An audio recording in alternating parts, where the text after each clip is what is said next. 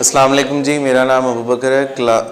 उम्मीद multimedia channel में आपको खुश आमदीद कहते हैं। आज हम डे 13 क्लास 9 फ़िज़िक्स पे बात करने जा रहे हैं। जो आज हमारी टॉपिक है, जो वो प्रीवियस लास्ट जो है वो फॉर्म ऑफ एनर्जी पढ़ाई जा चुकी है।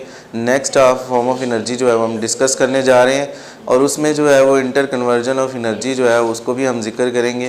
पहली एनर्जी है जी न्यूक्लियर एनर्जी। नाम से ही जाहिर है कि एटम के अंदर न्यूक्लियस होता है। हैवी पार्टिकल जो एटम के अंदर मौजूद है उसको हम न्यूक्लियस बोलते हैं। न्यूक्लियस की तोड़ फोड़ से, यानी जब न्यूक्लियस अनस्टेबल होता है, इट प्रोड्यूस एंड जो है वो डिवाइड हो जाता है, तकसीम हो जाता है और चेन और जो है वो बनाता है और उसके जो डॉटर सेल प्रोड्यूस होते हैं और इसी तरीके से जो है वो फिशन और फ्यूजन का जन्म जो है वो होता है। ये फिशन एंड फ्यूजन जो है वो न्यूक्लियर एनर्जी की जो है वो एक एग्जांपल है। अब जैसे ही न्यूक्लियस ब्रेक होता है तो उसके अंदर से बहुत ज़्यादा अमाउंट में एनर्जी जो है वो रिलीज़ होती है। अब वो एनर्जी को हम जो है वो साइंटिस्ट जो है वो यूज़फुल मकासद के लिए जो है वो इस्तेमाल करते हैं, यूज़फुल पर्पस के लिए। उससे क्या करते हैं, उससे जो है वो for the production of electricity जो है वो बनाने के लिए इस्तेमाल करते हैं। हमने बड़े बड़े जो है वो पावर जनरेटर बनाए हुए हैं, न्यूक्लियर रिएक्टर बनाए हुए हैं। उनमें से न्यूक्लियर से निकलने वाली अल्फ़ा बीटा और गैमा रेज़ को जो है वो हम इकट्ठा करते हैं और फिर उससे हम जो है वो टरबाइन चलाते हैं और इलेक्ट्रिसिटी को प्रोड्यूस करते हैं। अब अगली जो है हमारे पास एनर्जी है वो केमिकल एनर्जी है। केमिकल एनर्जी अगला जो है हमारा पॉइंट है फॉर्म ऑफ एनर्जी का, वो है जी केमिकल एनर्जी। केमिकल एनर्जी जो है वो पैदा होती है ड्यूरिंग केमिकल रिएक्शन, यानी जब दो रिएक्टेंट है आपस में आकर मिले, यानी हाइड्रोजन जो है वो आयोडीन से आकर मिले तो वो हाइड्रोजन आयोडाइड बनाती है।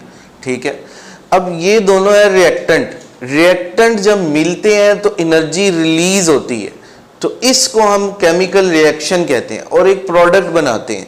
ठीक है, रिएक्टेंट के मिलने से एनर्जी रिलीज होती है और एक नई प्रोडक्ट बनती है ड्यूरिंग केमिकल रिएक्शन, तो एनर्जी रिलीज होती है। So that's why chemical energy is also the form of energy. इसका मतलब ये है केमिकल एनर्जी भी एनर्जी की एक किस्म है।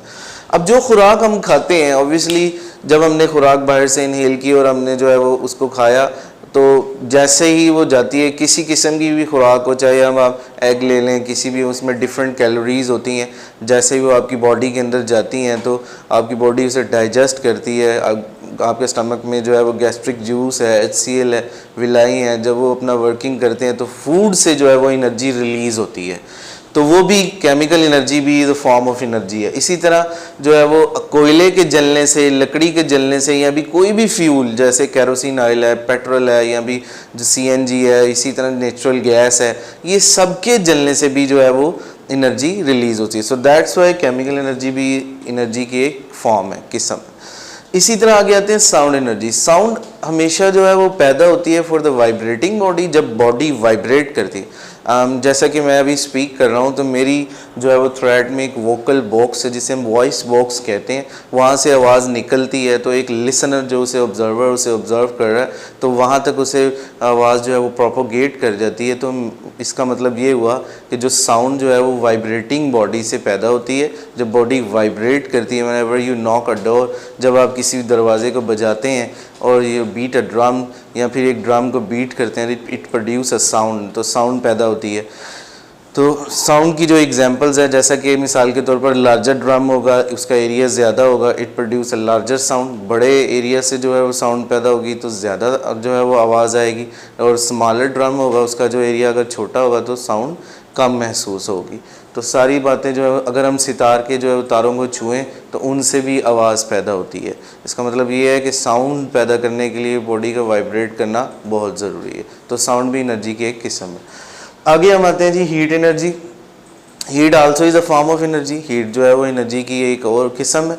ठीक है, ये भी जो है वो हॉट बॉडी से, जब बॉडीज़ जो है वो गर्म हो जाती हैं तो उससे जो है वो एनर्जी रिलीज़ होती है, तो उसे हम हीट एनर्जी बोलते हैं। मिसाल के तौर पर अगर हम कोयल को जलाएं तो उससे काफ़ी टन कोयला जलाएं तो उससे जो हीट निकलेगी तो उसे हम हीट एनर्जी कहेंगे। इसी तरह जो है वो आगे है inter conversion of energy. Inter conversion से मुराद ये है कि एनर्जी का एक शक्ल से दूसरी शक्ल में तब्दील हो जाना। Energy neither can not be created और can not be destroyed. Energy को पैदा नहीं किया जा सकता और ना ही फना किया जा सकता है।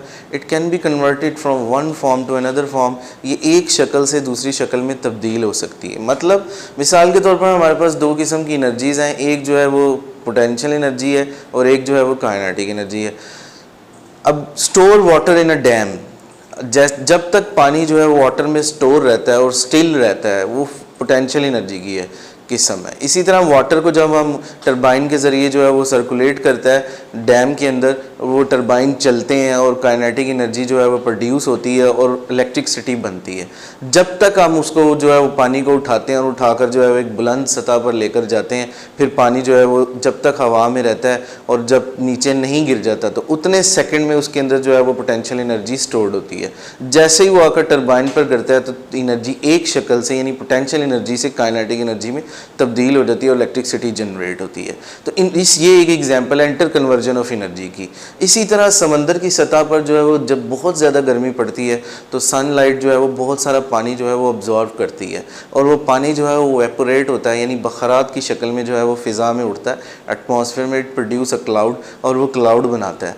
जब तक वो क्लाउड जो है वो रेन ड्रॉप जो है वो क्लाउड के अंदर स्टोर्ड रहते हैं तो उसके अंदर पोटेंशियल एनर्जी मौजूद होती है। जैसे ही वो बारिश के कतरों की मानी जो है वो नीचे गिरते हैं तो पोटेंशियल एनर्जी जो है वो चेंज हो जाती है काइनेटिक एनर्जी में। तो ये जितनी सारी एग्जांपल्स हमने सुनी और पढ़ी जो है वो सारी की सारी में ये बात माने रखती है कि एनर्जी एक शक्ल से दूसरी शक्ल में तब्दील हो रही है। इसी को हम इंटर कन्वर्जन ऑफ एनर्जी कहते हैं। Thank you so much.